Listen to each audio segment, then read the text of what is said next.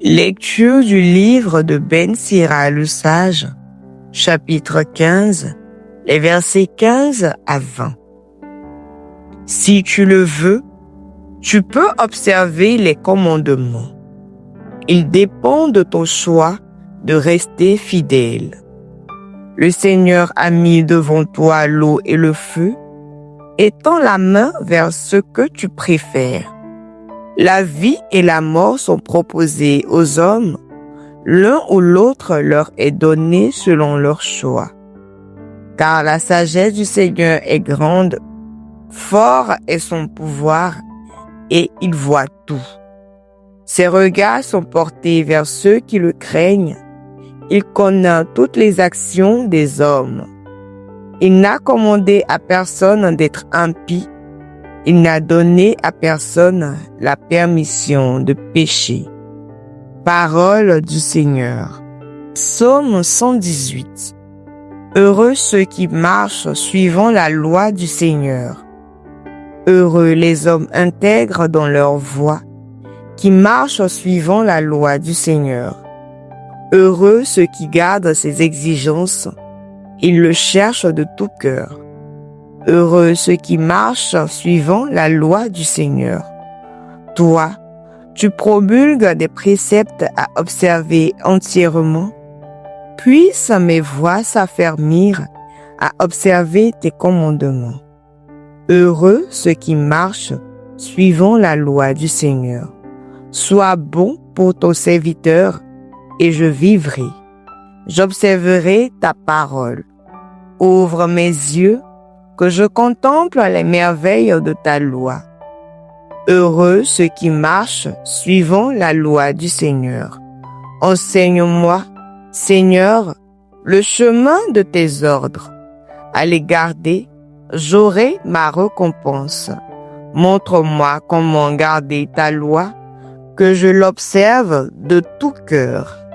Heureux ceux qui marchent suivant la loi du Seigneur. Lecture de la première lettre de Saint Paul apôtre aux Corinthiens, chapitre 2, les versets 6 à 10. Frères, c'est bien de sagesse que nous parlons devant ceux qui sont adultes dans la foi, mais ce n'est pas la sagesse de ce monde, la sagesse de ceux qui dirigent ce monde et qui vont à leur destruction. Au contraire, ce dont nous parlons, c'est la sagesse du mystère de Dieu, sagesse tenue cachée, établie par lui dès avant les siècles, pour nous donner la gloire. Aucun de ceux qui dirigent ce monde ne l'a connu, car s'il l'avait connu, il n'aurait jamais crucifié le Seigneur de gloire. Mais ce que nous proclamons, c'est, comme dit l'Écriture, ce que l'œil n'a pas vu, ce que l'oreille n'a pas entendu, ce qui n'est pas venu à l'esprit de l'homme, ce que Dieu a préparé pour ceux dont il est aimé. Et c'est à nous que Dieu, par l'Esprit, en a fait la révélation. Car l'Esprit scrute le fond de toutes choses, même les profondeurs de Dieu. Parole du Seigneur. Alléluia, Alléluia. Tu es béni, Père, Seigneur du ciel et de la terre. Tu as révélé aux tout petits les mystères du royaume. Alléluia. Évangile de Jésus-Christ, selon saint Matthieu, chapitre 5, les versets 17 à 37. En ce temps-là, Jésus disait à ses disciples, « Ne pensez pas que je sois venu abolir la loi ou les prophètes. Je ne suis pas venu abolir, mais accomplir. Amen, je vous le dis, avant que le ciel et la terre disparaissent, pas un seul iota, Pas un seul trait ne disparaîtra de la loi jusqu'à ce que tout se réalise. Donc, celui qui rejettera un seul de ces plus petits commandements et qui enseignera aux hommes à faire ainsi sera déclaré le plus petit dans le royaume des cieux. Mais celui qui les observera et les enseignera, celui-là sera déclaré grand dans le royaume des cieux.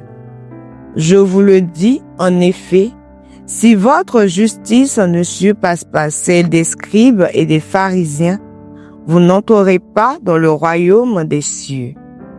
Vous avez appris qu'il a été dit aux anciens, « Tu ne commettras pas de meurtre, et si quelqu'un commet un meurtre, il devra passer en jugement. » Eh bien, moi, je vous dis, tout homme qui se met en colère contre son frère devra passer en jugement. Si quelqu'un insulte son frère, il devra passer devant le tribunal. Si quelqu'un le traite de fou, il sera passible de la géhenne de feu. Donc, lorsque tu vas présenter ton offrande à l'autel, si, là, tu te souviens que ton frère a quelque chose contre toi, laisse ton offrande là, devant l'autel, va d'abord te réconcilier avec ton frère et ensuite viens présenter ton offrande. Mets-toi vite d'accord avec ton adversaire pendant que tu es en chemin avec lui, pour éviter que ton adversaire ne te livre au juge, le juge au garde et qu'on ne te jette en prison. Amen, je te le dis, tu n'en sortiras pas avant d'avoir payé jusqu'au dernier sou. Vous avez appris qu'il a été dit, tu ne commettras pas d'adultère. Eh bien, moi, je vous dis, tout homme qui regarde une femme avec convoitise a déjà commis l'adultère avec elle dans son cœur. Si ton œil droit entraîne ta chute, arrache-le et jette-le loin de toi, car mieux vaut pour toi perdre un de tes membres que d'avoir ton corps tout entier jeté dans la géhenne. Et si ta main droite entraîne ta chute, coupe-la et jette-la loin de toi, car mieux vaut pour toi perdre un de tes membres que d'avoir ton corps tout entier qui s'en aille dans la géhenne.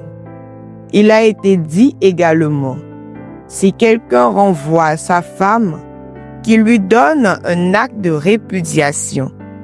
Eh bien, moi, je vous dis, tout homme qui renvoie sa femme, sauf en cas d'union illégitime, la pousse à l'adultère. Et si quelqu'un épouse une femme renvoyée, il est adultère. Vous avez encore appris qu'il a été dit aux anciens, tu ne manqueras pas à tes serments, mais tu t'acquitteras de tes serments envers le Seigneur.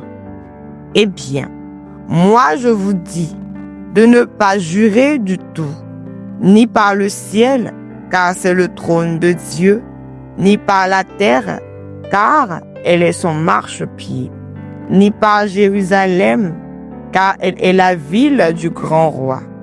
Et ne jure pas non plus sur ta tête, parce que tu ne peux pas rendre un seul de tes cheveux blancs ou noirs. Que votre parole soit oui, si c'est oui, non, si c'est non. Ce qui est en plus vient du mauvais. Acclamons la parole de Dieu.